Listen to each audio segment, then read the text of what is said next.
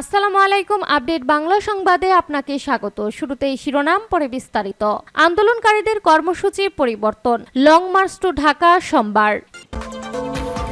এদিকে অন্তর্বর্তীকালীন সরকারের রূপরেখা দিলেন শিক্ষকরা। এছাড়া আন্দোলনকারীদের উপর হামলা, গুলি, সংঘর্ষ, নিহত 81। আরও থাকছে সাবেক সেনা কর্মকর্তাদের আহ্বান, সশস্ত্র বাহিনীকে সেনা ছাউনিতে ফিরিয়ে নিন। এবং সর্বশেষ জানিয়ে দেব, ত্রিমুখী সংঘর্ষের রণক্ষেত্র চট্টগ্রাম, চামেক হাসপাতালে ভর্তি 138। শিরোনাম শুনছিলেন, এবার বিস্তারিত। তার আগে ভিডিওটিতে একটি লাইক, কমেন্ট, শেয়ার করে সবাইকে দেখার সুযোগ করে দিতে বিশেষ অনুরোধ রইল।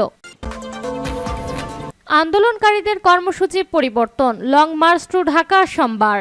আন্দোলনকারীদের লং মার্চ টু ঢাকা কর্মসূচি 6 আগস্ট থেকে পরিবর্তন করে 5 আগস্ট করার ঘোষণা দিয়েছে বৈষম্য বিরোধী ছাত্র আন্দোলনের সমন্বয়ক আসিফ মাহমুদ। আজ রবিবার গণমাধ্যমে পাঠানো এক বার্তায় এ তথ্য জানান তিনি। আসিফ মাহমুদ বলেন, পরিস্থিতি পর্যালোচনায় এক জরুরি সিদ্ধান্তে আমাদের লং মার্চ টু ঢাকা কর্মসূচি 6 আগস্ট থেকে পরিবর্তন করে 5 আগস্ট করা হলো। অর্থাৎ আগামীকালই সারা দেশে ছাত্র জনতা ঢাকার উদ্দেশ্যে যাত্রা করার আহ্বান জানাচ্ছি। তিনি বলেন, আজ প্রায় অর্ধশতাধিক ছাত্র জনতার প্রাণহানি হয়েছে। চূড়ান্ত জবাব দেওয়ার সময় এসে গেছে। বিশেষ করে আশপাশের জেলাগুলো থেকে সবাই ঢাকায় আসবেন এবং যারা পারবেন আজই ঢাকার উদ্দেশ্যে রওনা হয়ে যান। ঢাকায় এসে মুক্তিকামী ছাত্র জনতার রাজপথগুলোতে অবস্থান নিন। আসিফ মাহমুদ আরো বলেন, চূড়ান্ত লড়াই, এই ছাত্র নাগরিক অভ্যুত্থানের চূড়ান্ত স্বাক্ষর রাখার সময় এসে গেছে। ইতিহাসের অংশ হতে সকলে ঢাকায় আসুন। যেভাবে কালকের মধ্যে ঢাকায় চলে আসুন। ছাত্র জনতা এক নতুন বাংলাদেশের অভ্যুদয় ঘটাবো। এর আগে এক বিজ্ঞপ্তিতে আগামীকাল সোমবার 5 আগস্ট সারা দেশে শহীদদের স্মরণে শহীদ স্মৃতিফলক উন্মোচন করার কথা জানানো হয়েছিল।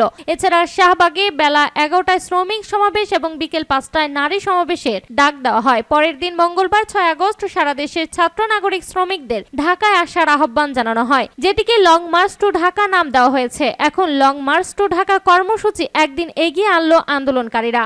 অন্তর্বর্তীকালীন সরকারের রূপরেখা দিলেন শিক্ষকরা। দেশের বর্তমান পরিস্থিতি নিয়ে অন্তর্বর্তীকালীন সরকারের রূপরেখা দিয়েছে বিশ্ববিদ্যালয় শিক্ষক নেটওয়ার্ক। রোববার দুপুরে ঢাকা রিপোর্টার্স ইউনিটির সাগররুনি মিলনায়তনে রূপান্তরের রূপরেখার প্রস্তাব বিষয়ে এক সংবাদ সম্মেলনে এই রূপরেখা দেন তারা। সংবাদ সম্মেলনে বিশ্ববিদ্যালয় শিক্ষক নেটওয়ার্কের পক্ষে রূপরেখা প্রস্তাব করেন অধ্যাপক আনু মোহাম্মদ। তিনি বলেন, আমরা সবাই বুঝতে পারছি একটি ভয়ঙ্কর পরিস্থিতির মধ্যে আমরা আছি। প্রতিবাদ ও প্রতিরোধের মাধ্যমে জনগণের মধ্যে একটা অসাধারণ প্রত্যাশা তৈরি হয়েছে। সেই পরিপ্রেক্ষিতে এই রাজনৈতিক সংকট থেকে মুক্তির জন্য আমাদের অবশ্যই একটা পরিবর্তনের মধ্য দিয়ে যেতে হবে। এই পরিবর্তনটা এই সরকারের পদত্যাগের মধ্যে সূচিত হবে। রূপরেখাগুলো হলো, এক, অবিলম্বে শিক্ষার্থী জনতার অভ্যুত্থানের মূল শক্তিগুলো সম্মিলিত ক্রমে নাগরিক ও রাজনৈতিক শক্তি সমূহের মতামতের ভিত্তিতে শিক্ষক, বিচারপতি, আইনজীবী ও নাগরিক সমাজের অংশীজনদের নিয়ে একটি জাতি, ধর্ম, বর্ণ নির্বিশেষে অন্তর্ভুক্তিমূলক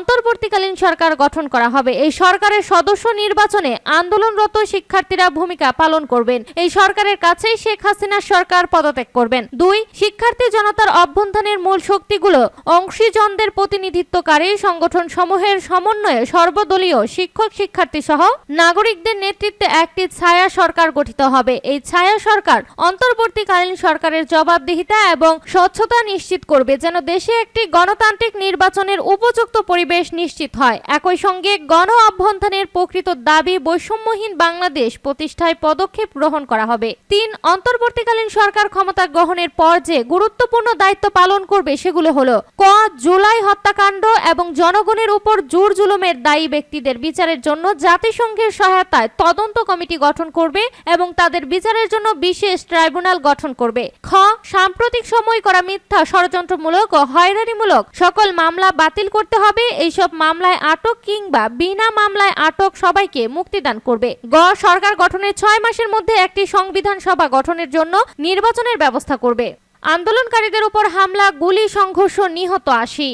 রাজধানীর শাহবাগ ও সায়েন্স ল্যাবে আন্দোলনকারীদের সঙ্গে আওয়ামী লীগের নেতাকর্মীদের ধাওয়া, পাল্টা ধাওয়া ও ভাঙচুরের ঘটনা ঘটেছে। অন্যদিকে বিক্ষোভে উত্তাল আফতাবনগর, উত্তরা, ধানমন্ডি ও জাতীয় প্রেস ক্লাব। দেশের বিভিন্ন জায়গায় সংঘর্ষ চলছে। ঢাকা সহ দেশের বিভিন্ন জেলা থেকে এখন পর্যন্ত মোট 80 জনের মৃত্যুর খবর পাওয়া গেছে। সিরাজগঞ্জে 13 পুলিশ নিহত। সিরাজগঞ্জে এনায়েতপুর থানায় 13 পুলিশ সদস্য নিহত হয়েছে। রাজশাহীর রেঞ্জের অতিরিক্ত ডিআইজি বিজয় বাসাক এই তথ্য নিশ্চিত করেছে। শাহবাগ বৈষম্য বিরোধী ছাত্র আন্দোলনের ডাকা সর্বাত্মক অসহযোগ আন্দোলন কর্মসূচিতে অংশ নিতে রোববার সকাল থেকে শাহবাগে অবস্থান নেন আন্দোলনকারী শিক্ষার্থীরা। এ সময় আওয়ামী লীগের নেতাকর্মীদের ধাওয়া দেন আন্দোলনকারীরা। সকাল 10:30টার পরে আন্দোলনকারীদের পুরান ঢাকার দিক থেকে মিছিল নিয়ে শাহবাগে আসেন। সেই সময় বঙ্গবন্ধু শেখ মুজিব মেডিকেল বিশ্ববিদ্যালয়ের সামনের দিকে আওয়ামী লীগের নেতাকর্মীরা স্লোগান দিচ্ছিলেন। পরে আওয়ামী লীগের নেতাকর্মীদের ধাওয়া দেন আন্দোলনকারীরা। সংঘর্ষের সময় হাসপাতাল প্রাঙ্গণে রাখা গাড়িগুলো ভাঙচুর করা হয়। সে সময় হাসপাতালের ভেতরে আশ্রয় নেওয়া আওয়ামী লীগের নেতাকর্মীরা ইট পাটকেল ছুটছিল।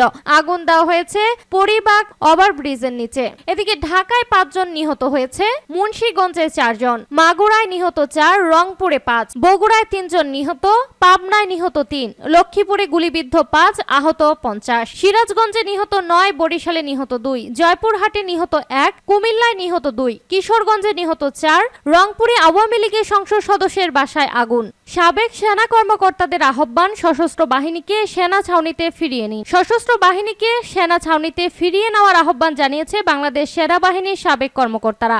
একই সঙ্গে রাজনৈতিক সংকটকে সাময়িক রূপায়ণের অপচেষ্টার বিরোধিতা করেছেন তারা। রোববার 4 আগস্ট রাজধানীর রাওয়া ক্লাব মিলনায়তনে আয়োজিত সংবাদ সম্মেলনে এসব কথা তুলে ধরেছে অবসরপ্রাপ্ত সেনা কর্মকর্তারা। দেশের বিদ্যমান অবস্থা সংকট নিরসনে করণীয় প্রসঙ্গে এই সংবাদ সম্মেলনের আয়োজন করা হয়। এতে মূল বক্তব্য তুলে ধরেন সেনাবাহিনীর সাবেক প্রধান ইকবাল করিম ভুইয়া। মূল বক্তব্যে ইকবাল করিম ভুইয়া বলেন, কোটা সংস্কার আন্দোলনের শুরুটা দেশবাসী দেখেছে। এর কোনো কিছুই মানুষের স্মৃতি থেকে মুছে যাওয়ার কথা নয়। প্রথম পক্ষ অর্থাৎ শিক্ষার্থীরা শান্তিপূর্ণভাবে তাদের আন্দোলন এগিয়ে নিয়ে যাচ্ছিল। সারা দেশে শিশু, কিশোর ও তরুণরা শত উস্কানি, হামলা, নির্যাতনের মধ্যেও ধৈর্য ধরে শৃঙ্খলার সঙ্গে আস্তে আস্তে আইন মেনে সামনে পা বাড়াচ্ছিল। বিপরীতে দ্বিতীয় পক্ষ উপর্যুপরি উস্কানি দিল, গুন্ডা পান্ডা দিয়ে সন্ত্রাস চালানো এবং পুলিশ, র্যাব, বিজিবি নামিয়ে আকাশে হেলিকপ্টার উড়িয়ে নির্বিচারে গুলি করে অগণিত শিশু, কিশোর, তরুণদের তাজা প্রাণ হরণ করলো। তা দেশের মানুষ কি এত সহজে এবং অল্প সময়ে ভুলে যাবে? তিনি বলেন, আক্রমণকারী গণ অভ্যুত্থানের প্রতিরোধের মধ্যে পিছু হটতে বাধ্য হলো। পরবর্তী পর্যায়ে ব্যবহার করা হলো বাংলাদেশের সশস্ত্র বাহিনীকে। তাদেরকে ঢাল হিসেবে ব্যবহার করে কখনো সম্মুখভাবে, কখনো পেছনে, কখনো পাশে দাঁড় করিয়ে অন্যান্য বাহিনীগুলো এই গণ আন্দোলনের উপর তাদের জুলুম, অত্যাচার, নির্যাতন অব্যাহতভাবে চালিয়ে যাচ্ছে। কোনোভাবেই এমন পরিস্থিতির দায় দেশপ্রেমিক সশস্ত্র বাহিনীর নেওয়া উচিত নয়।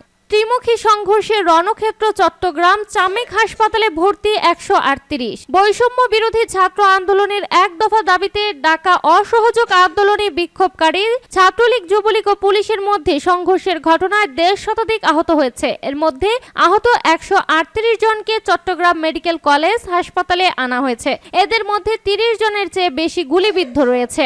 রোববার 4 আগস্ট বেলা 11টার পর থেকে চামেক হাসপাতালে আহতদের আনা শুরু হয়। এর মধ্যে গুরুতর আহত 3 জন হাসপাতালের নিবিড় পরিচর্যা কেন্দ্রে চিকিৎসাধীন রয়েছে। এরা হলেন মিনহাজ, রনি, আদনান, শাহেদ। এছাড়া বাকি আহতদের মধ্যে কয়েকজনের নাম জানা গেছে। এদিকে সকাল 10:30টা থেকে বেলা 11টা পর্যন্ত বিক্ষোভকারীরা শান্তিপূর্ণভাবে বিক্ষোভ করেন। তবে সোয়া 11টার দিকে সিটি কলেজের সামনের এলাকা থেকে সরকার সমর্থক একদল যুবক হঠাৎ বিক্ষোভকারীদের উপর হামলা শুরু করে। এ সময় গুলির শব্দ শোনা যায়। বেলা 12টার দিকে ঘটনাস্থলে পুলিশ আসে। এ সময় পুলিশ সাউন্ড গ্রেনেড ও কাঁদানে গ্যাসের সেল ছুড়ে বিক্ষোভকারীদের ছত্রভঙ্গ করার চেষ্টা করে। বেলা সোয়া 11টার দিকে চট্টগ্রাম নগরের নিউ মার্কেট এলাকায় বিক্ষোভকারীদের সঙ্গে ছাত্রলীগ ও যুবলীগের সংঘর্ষ শুরু হয়। এ সময় দফায় দফায় গুলি ছোড়া হয়। দুপুর 12টার দিকে পুলিশ ও বিক্ষোভকারীদেরকে লক্ষ্য করে কাঁদানে গ্যাসের সেল ও সাউন্ড গ্রেনেড নিক্ষেপ করে। সংঘর্ষে নগরের নিউ মার্কেট, আমতল, 3 পুলের মাথা, স্টেশন রোড, কোতোয়ালির মোড়, লালদিঘি ও টেলিবাজার এলাকায় ছড়িয়ে পড়ে।